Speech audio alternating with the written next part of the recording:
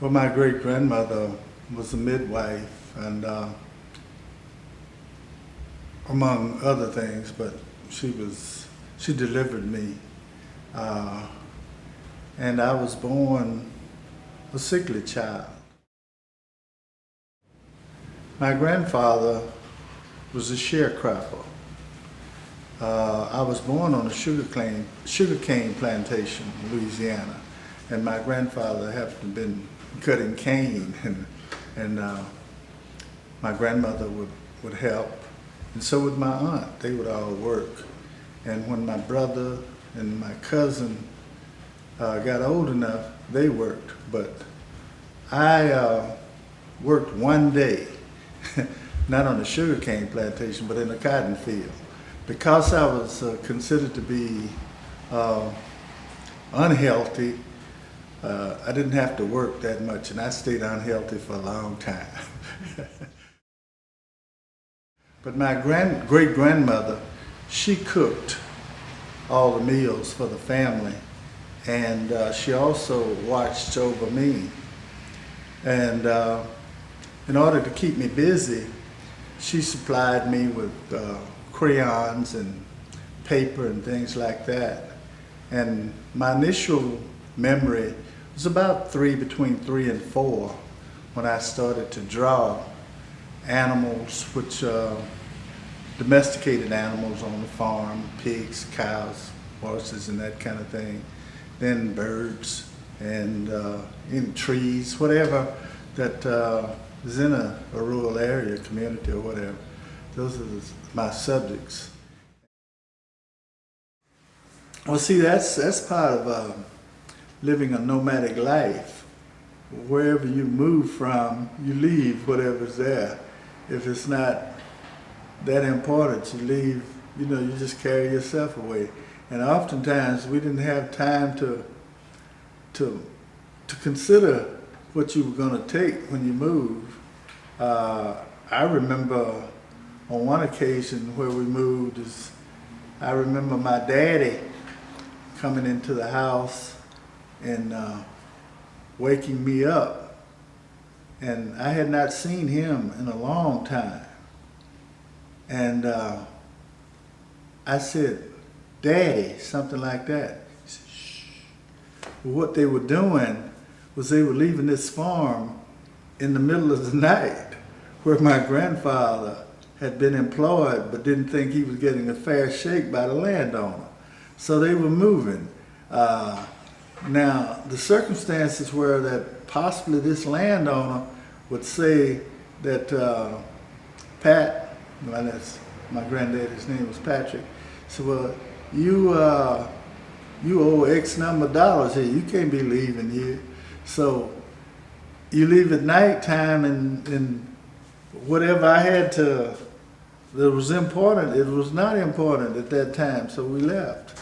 And we did that a lot. It's kind of life of a sharecropper working.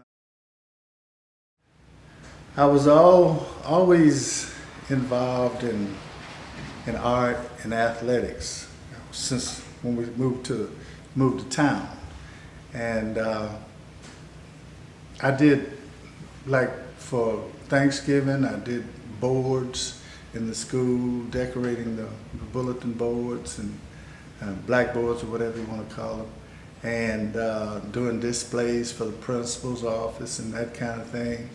And made me feel good. I felt like, that I was something, extra special, because I'd usually get free meal or something like that in the cafeteria. And teachers would tell me how excited they were about looking at my work. About, 6th grade, I discovered athletics, and I found out that I was pretty good at the game football and also running, something that I had done, all my life, was run and throw rocks. I was extremely gifted at throwing rocks. And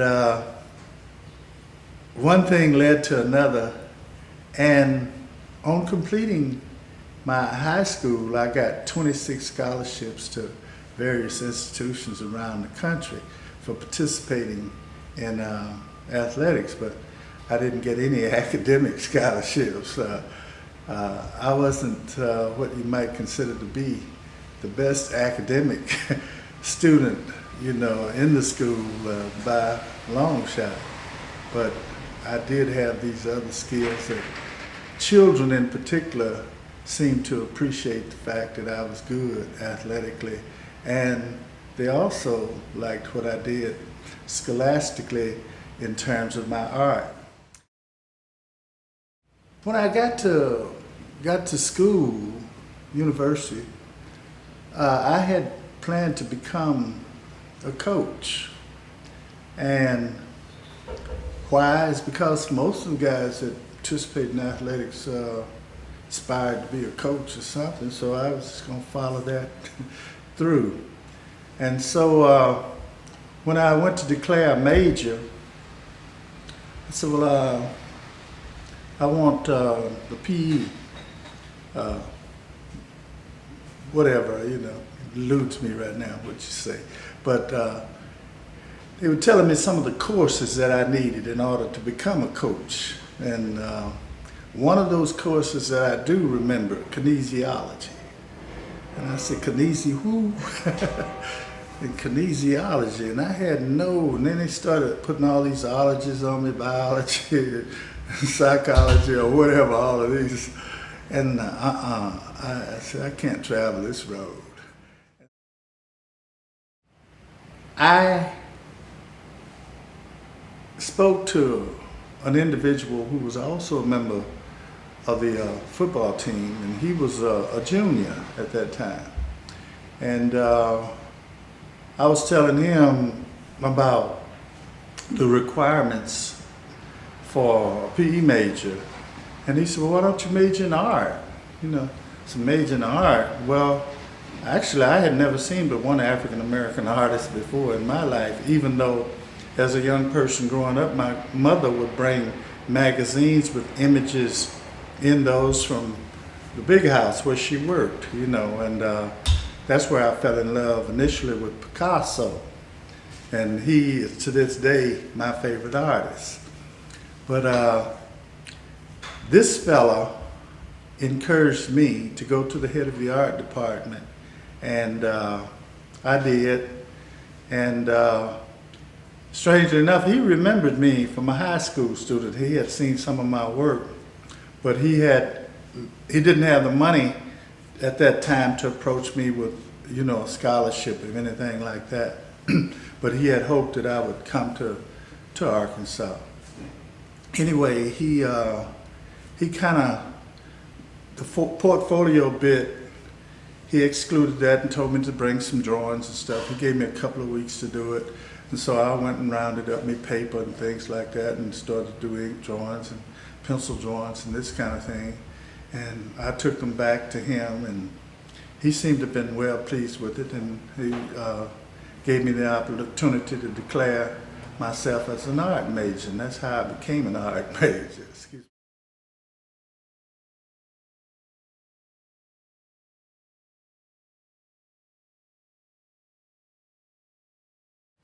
I went to work with the police department and stayed with the police department for almost a year, and I had a very traumatizing event to occur in my position where a person was shot to death.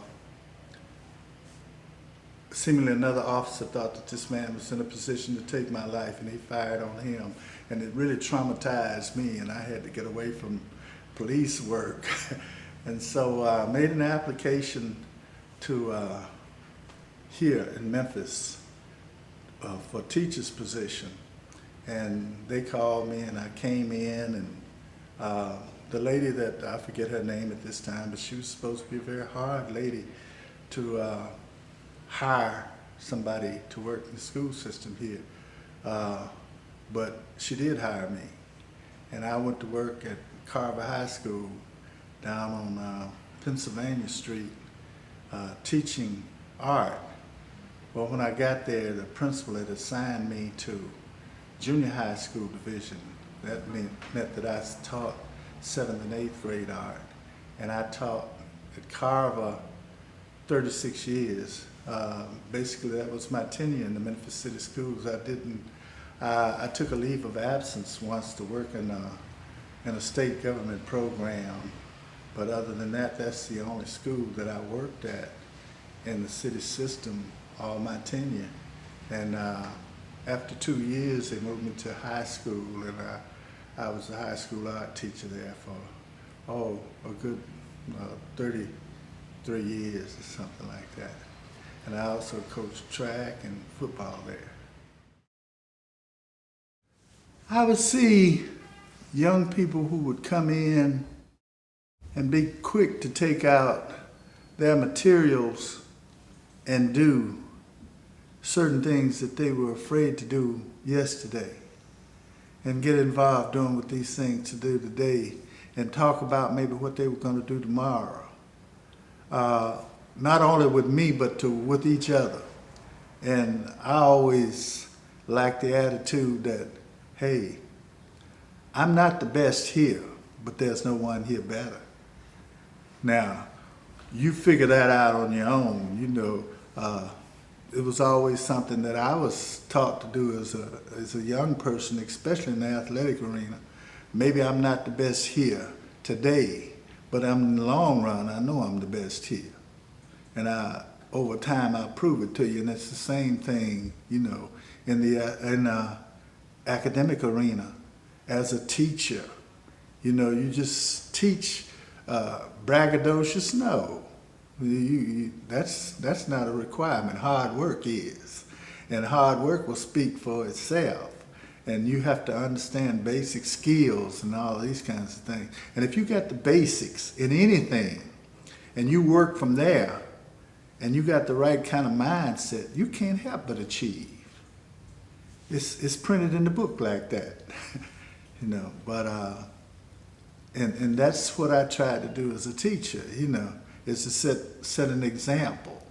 I brought my own work a lot of times and let kids look at it and criticize it, critique it for me, you know. And I want you to do it from an academic perspective, you know, and that's what we basically talk about, you know, then break it down and do it from an emotional point of view, you know, what you think about it, you know.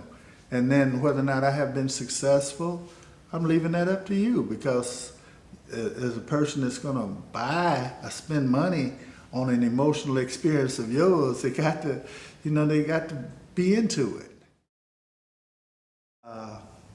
I started to, back in the late, mid-'80s, there was a reawareness, a resurgence in African-American art. And so I started to do paintings after hours at the school. I had a principal who was very cooperative, and he would let me use space at school to paint. And that was like my studio, which was another room connected to my teaching area. And I would come in there, and sometimes he also got me security clearance. I could stay there all night if I chose. And I painted, and locally I remember some people that were very supportive of my work, and periodically I would sell a piece. And if I got anywhere $100 or something like that, ooh, I had it made. Anyway, in the mid-'80s, this awareness or awareness like Harlem Renaissance or whatever, African Americans got involved, interested in art again. And so shows started to pop up around the country. And I remember going to shows in Atlanta, in New Orleans, and various other places. New York City started a big one about the early 90s.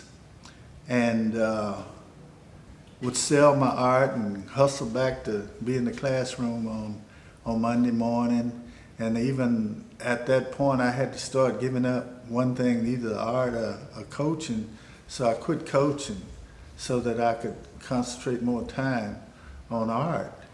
And it was a number of people became patrons. I remember Jim Perkins, especially. He was like vice president FedEx in personnel or something at that time.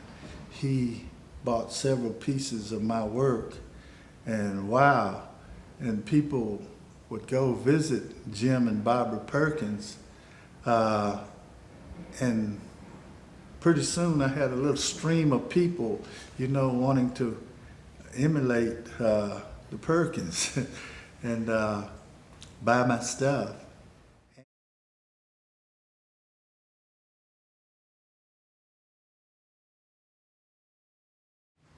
The first artist that I saw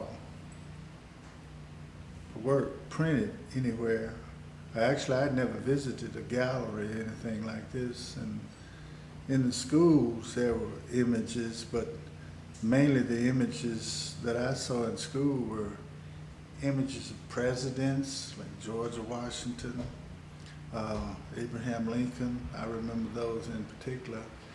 And I went to a predominantly black high school. And the images that I saw there were images of George Washington Carver, Booker T. Washington. Martin Luther King was not thought about at that time, so he was not one of them. I remember on Fridays in my school, we would have support people that would come to the school. And in Hot Springs was a place where mainly a lot of visitors came to. And we had people like Duke Ellington came to my high school and spoke. At my high school graduation, it was Dr. Benjamin Mays, who was the president of Morehouse University all those years, and where later Martin Luther King was a student. He spoke at and Martin Luther King did speak at my graduation, my commencement from the University of Arkansas, Pine Bluff. But these individuals were people that were kind of like every day, every Friday, it was somebody that was going to be there.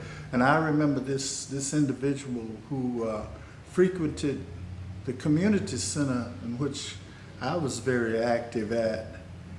I can't remember his name right now, but it comes and goes. He was an artist from Chicago, and he was the first African-American artist that I had ever seen. And he spoke about images, and he provided books and things like that for me to look at when I was about in the 8th, 9th grade. I saw these images, and they were images by people like Hale Woodruff, Austin, Romeo Bearden, Jacob Lawrence, and these folk.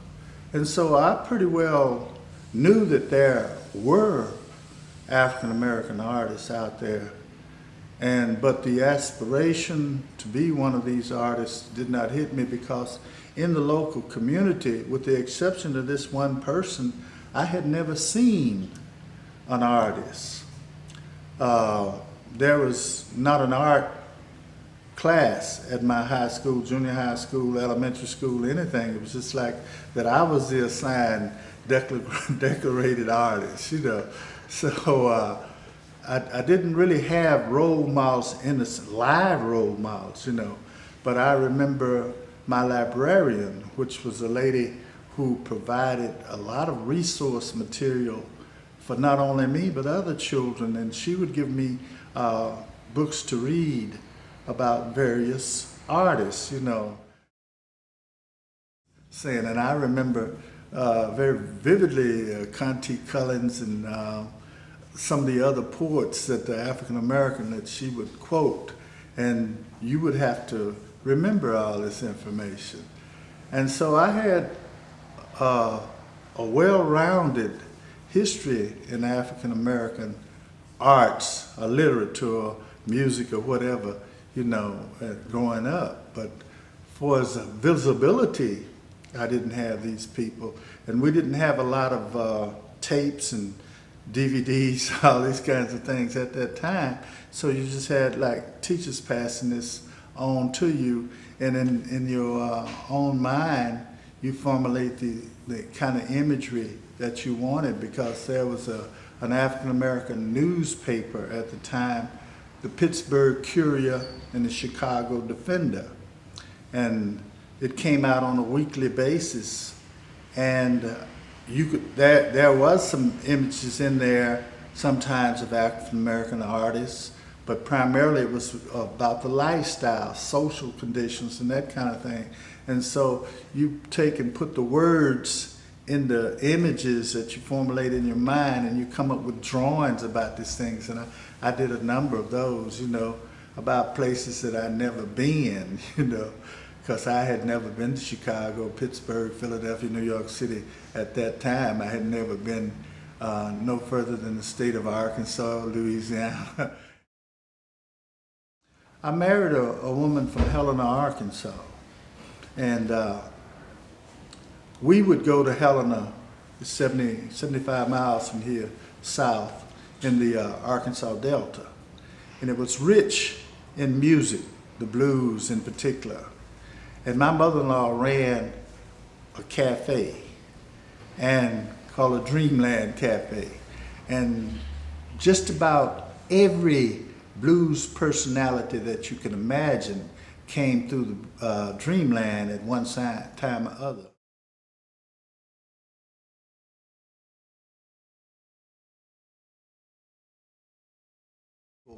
There were a body of people from Little Rock, Arkansas that approached me back in '97 about doing an image to commemorate the integration of the Little Rock, Arkansas school system, which was done 40 years earlier in 1957, I believe it was. And I didn't think it was such a big deal. Maybe I'd grown out of that, and I started to rethink what it was like, you know, at that time, and to put it in context. And I remember it came back into my mind very vividly about those individuals that participated in that and some of the trials and tribulations that they endured. And my thing is I don't like to draw or paint a complete body, so to speak. I like to fragmentize. I focus on maybe an upper body image. The composition is a multiple distorted kind of thing. But on that particular image, I did 9 little children standing basically like you would do in elementary school for a roll call or something on the playground when the teacher tell you to line up and say your name, your number, and all that kind of stuff. And my teacher would always say, you know, such and such a person number 1, such and such a person number 2, and till she get maybe all 15 or whatever it is she got in her class together, excuse me. But in doing the Little Rock 9, I did like 9 little innocent children that probably had been more or less motivated by their parents to go to this school, that they would get a more quality education or something, wide-eyed, innocent little children. And on one, it was a composition. I think we got an image around here someplace of it.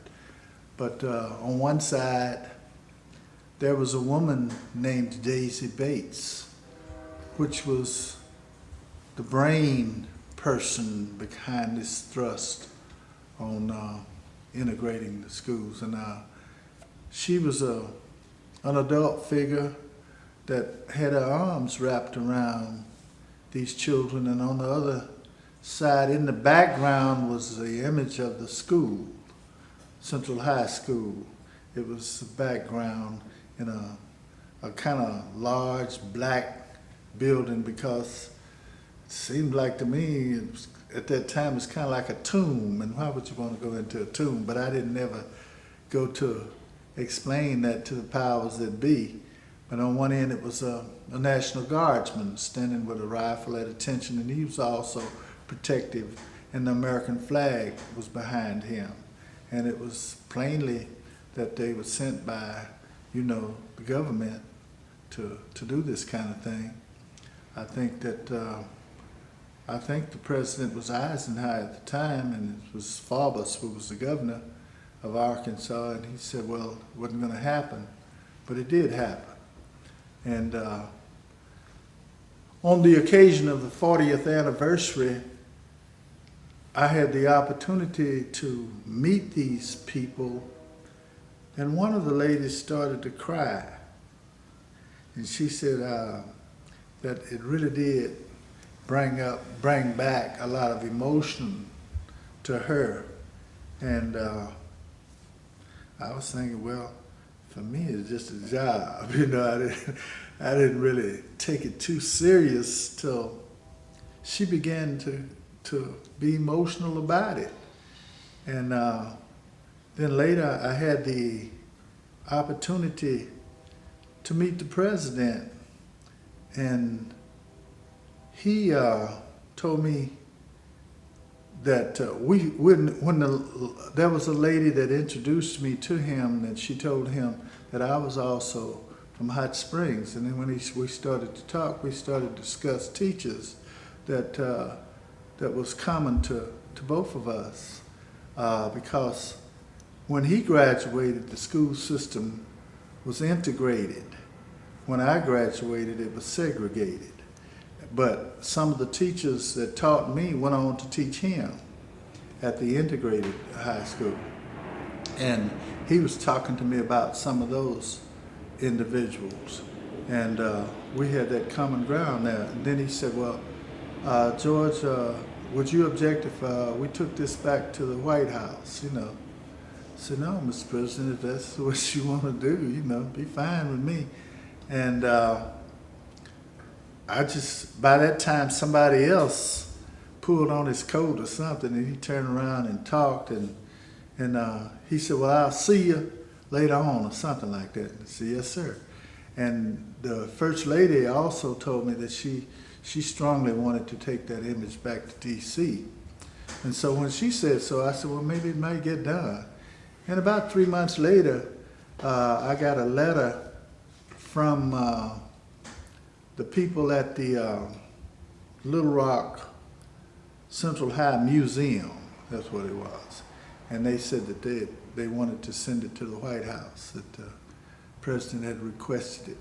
And so they did take it to D.C., and my family and I and some friends from Boston went to see it in the White House. And it stayed there for about, I guess, between 4 and 5 years of the president's last years of service there. And to the best of my knowledge, it's, I think they said they were taking it to the Kennedy, not the Clinton Library in Little Rock. And I'm still not all that blown away by it. And they said, well, last year they called me from the Postal Service and wanted to make a stamp out of it, commemorating Roe versus Wade or whatever that was. And I think Miss Taylor found out somewhat that they were releasing it in August, August the 6th, if I'm not mistaken. But I haven't really been excited about that as possibly going to Radio City Music Hall and having my work shown there. And the only artist that was, visual artist that was there that night, the blues, that opened up the Year of the Blues, And that blew my pants leg up, but the stamp, maybe it's coming, but I...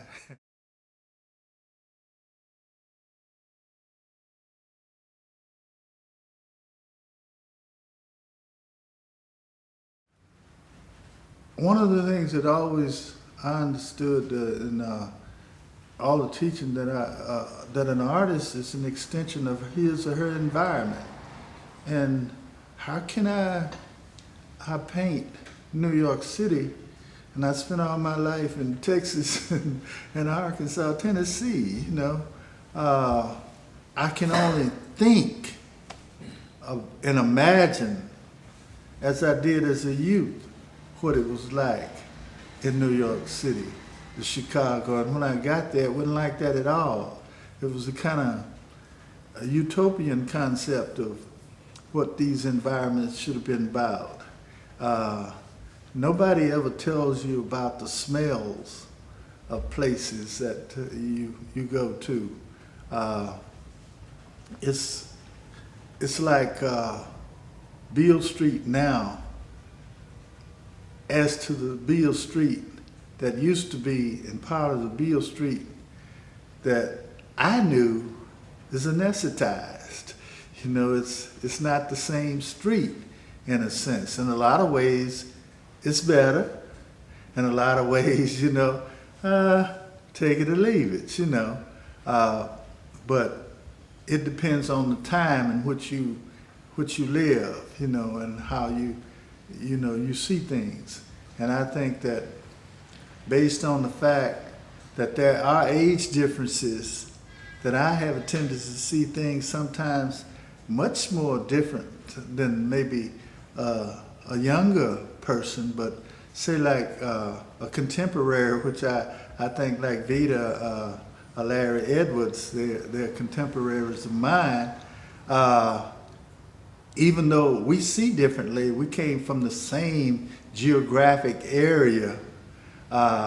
We've witnessed some of the same circumstances, but by virtue of the fact that we are who we are, that we see things and interpret these things differently. And I think that's what art is all about, you know, is not being just like somebody else. You can go into the museums and you learn how to draw like the old masters, that's good. But still, when you come out of that, you got to do it your way. And I often look at William H. Johnson, who was the African-American painter back in the 40s, spent the last 25 years of his life in a mental institution. He went to Europe and he learned how to paint like the Europeans painted, and he could do it quite well. But then he came to America, back to America, and found himself and started to make drawings and paintings that were very childlike, you know. And some people said, well, he can't paint, you know. He had all the skills that was necessary to do it like they did it in the, say, 15th century in Rome, for an example. But he chose to do it like they did it in Mississippi in 1947, and so forth and so on.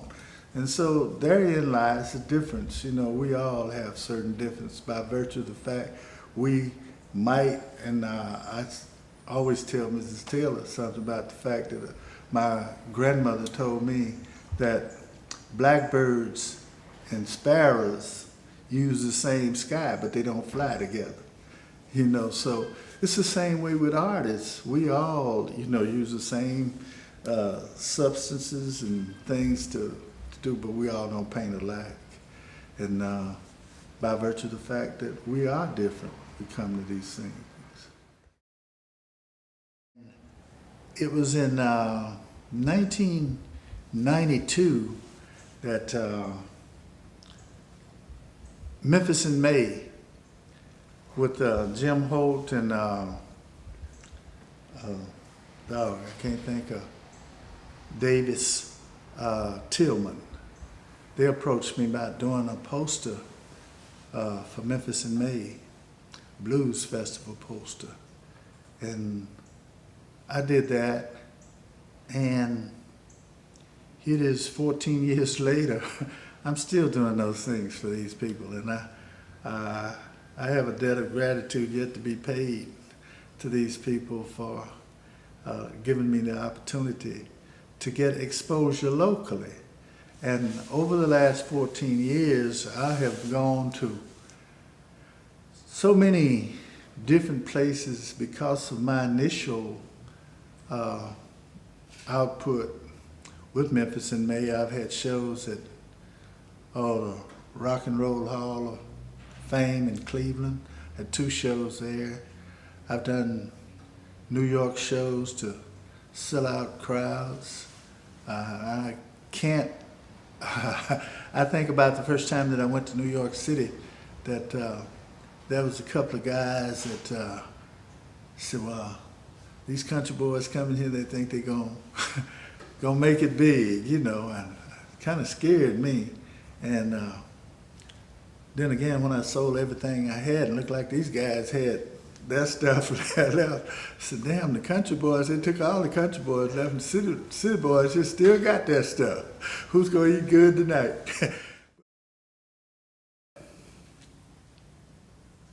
You can wake up on a daily basis and say, I'm gonna paint today, and not be worried about criticism, financial insecurity, or whatever, and that you can paint.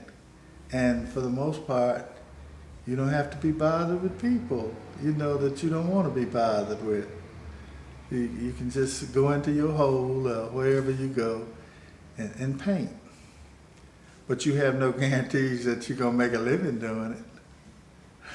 So if you needed to be self-sustaining, it's a requirement for you. But if you needed to be self-supporting, you might need to get yourself a night job or something too.